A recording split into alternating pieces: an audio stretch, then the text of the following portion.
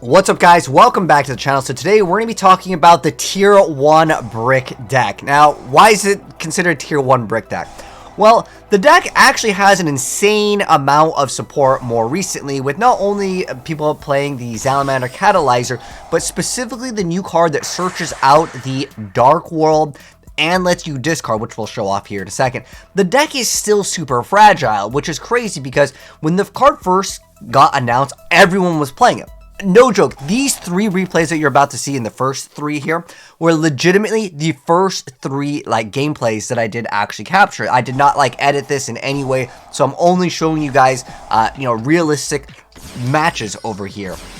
So starting right off, the deck is super fragile, specifically to cards like Dimension Shifter.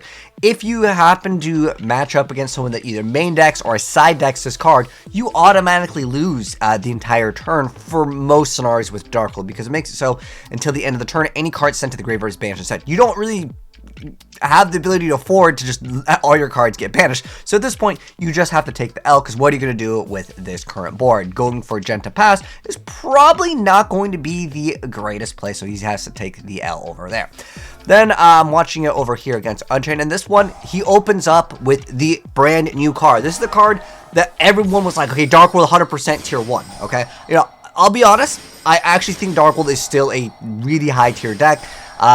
If it goes first and it happens to have Dark Corridor, it is a very powerful deck, let's be honest. Danger Darkworld is still very popular, and it's a pretty easy deck to run, and that's one thing that you have to take into consideration when you're looking at what's considered to be tier 1. If everyone's playing the deck and it's super cheap to build, there's going to be a lot of people that top with it, because it's just the ease of access. That was kind of the same thing we saw back in when people were playing with Agents, and a lot of people are actually playing Trap Tricks now as well, so we may see them up on the competitive side of things do a little bit well, because again, more people are simply just playing it. So gets hit up with Lava. You normally think, okay, if you open up Lava Golem, you got Dark Corridor, you're good to go, right? You know, that should be a pretty good opener play.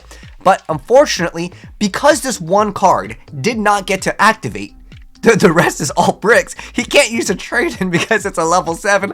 Like, a lot of people are building their Darkworld decks to be insanely turbo, and the thing is that when you go that turbo, sometimes you have the ability to brick. Now, I have a few more replays, but I wanted to highlight how this deck can actually brick in this set of gameplays. Like, I'll show it get some dubs, maybe we'll show it get some L's. We obviously saw it get some L's, and the reason why I'm considering it kind of a tier 1 brick, I mean, look, we had Dark Corridor here. This is the card that needs to be activated, but everyone plays, you know, hand traps this day and age, right? Being able to search a card and then discarding and having to actually hit the graveyard. So many hand traps will just hit this card, or if you happen to have gates, yeah, and then that gets ruined, which happened to get ruined by Ogre, and the guy had to GG. The deck is a massive brick sometimes, but when it can pop off, it can pop off. I mean, he's got Cerulean ready. Oh, he got hit by the skill drain. Is the Darkworld play Alyssa over here going to be able to come back from a skill drain? The answer is, well, the thing is most of the Darkworld effects activate in the graveyard. Sure, we obviously have cards like the Dangers, which you can still at least special summon because they're activated in the hand anyways, just to get their summon condition out. But even now, with this Pot of Avarice here, where, you know, you might not be able to get your engine started, Pot of Avarice is definitely one of those win harder cards, and you can combo pretty hard. But obviously, Skill Drain being there, kind of an annoyance, because you're not going to be able to go into your extra deck here. So we see Rainbow come out just to attack over the Dark Magician, so he doesn't have access to, you know, maybe some other support that would give him an extra boost. But, like, if it can't win against Dark Magician, the deck is dead. But what I wanted to really highlight in the video was showing you that this deck, I mean, it can still play under Skill Drain. Heck, Skill Drain was actually main decked back when people were playing the Dino Rabbit deck. This is kind of like old school Yu-Gi-Oh history here. But going into the Grapha over here and potentially being able to not only get rid of this, which gets rid of all his monsters, which can be pretty powerful as well. Yeah, that card going away is going to be pretty much a GG for a poor Dark Magician player, but he's still got a skill drain. But look how hard you can combo in this deck, because a lot of people were saying, again, once that card first came out, which was search out of any Darkworld and discard, I mean, it is really good. And you can combo off like this in turn 1. You can make different Link monsters. I've seen lots of different plays where people can actually pop off. And their end board, it doesn't even look like it's Darkworld. But, like, you can OTK. I mean, there's well over 9,000 damage up on the board here. But at the end of the day, it still is a brick deck that would be considered for most people. I'm curious to know how you guys feel about Darkworld after seeing all of the gameplay. Again, the first 3 were in the exact order that I saw people play in. We'll give you guys a quick little deck profile courtesy of Lissy here, but I would say, in terms of making this deck a little bit more consistent, you can see all of the kaijus here, because there are a lot of cards that will simply just, if you know, for whatever reason, if they can't get rid of it, the Darkworld deck can fall apart quite quick, especially if, let's say, there's an Etruria Beast, you need a lot of your cards as discard outlets, potentially, if you don't have something else to go ahead and discard. Obviously, Catalyzer is a card where it's a little bit newer right now, where it's kind of a weird thing, because we have a TCG exclusive mixed in with an OCG only card right now, but the deck is good. Now, I would say, in terms of cards that you can consider, because I'll kind of talk a little bit more about it. I'm going to mouse over the cards really quick first, just in case any of you guys do want to download it. It will be in the Discord as well for one-click download, so you guys can have access to everything. But like, you can make cards like Sorry YuGiOh, you can go for Dingirsu, you can go for Giant, you can make a decent board that has a little bit of disruptions to your opponent that aren't even like Darkworld related, which is pretty cool, that it doesn't like lock you into like Fiends for the rest of the turn, which is quite great. But I would say cards like Acquisitiveness, which I've seen people play, as well as like Avarice, these could be definitely win harder cards. At the end of the day, this is still a pretty decent card.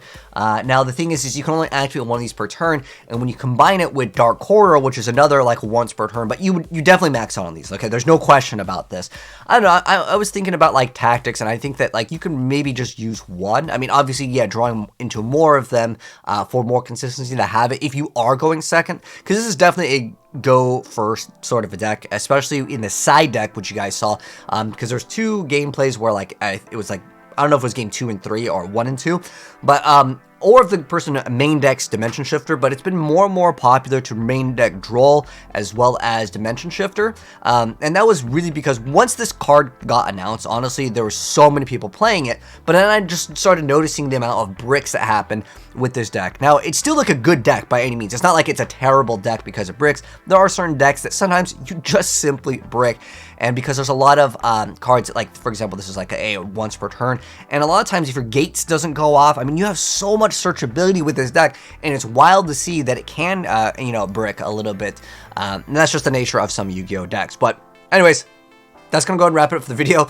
Let me know your guys' thoughts on Darkworld. Do you guys still consider a tier 1 deck? At one point in Yu-Gi-Oh, it was 100% tier 1. I mean, it was winning tournaments back to back.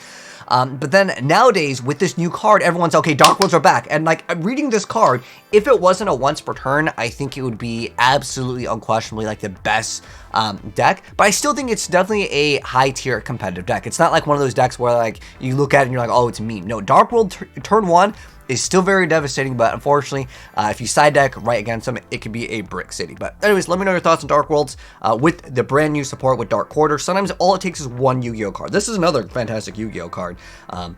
Just being able to recycle it, but we'll highlight a little bit more later, because I do have more gameplay that I want to share with you guys with Darkworlds, using, of course, Corridor. But I mean, it's a pretty simple effect, but we'll cover more stuff in the future as far as like turn 1 plays. But I just wanted to highlight the brick city. But anyways, if you guys enjoyed it, drop a like on it if you're new here, subscribe to the bell if you want to see more Yu-Gi-Oh videos in the future, and I will catch you on the next video. Peace out.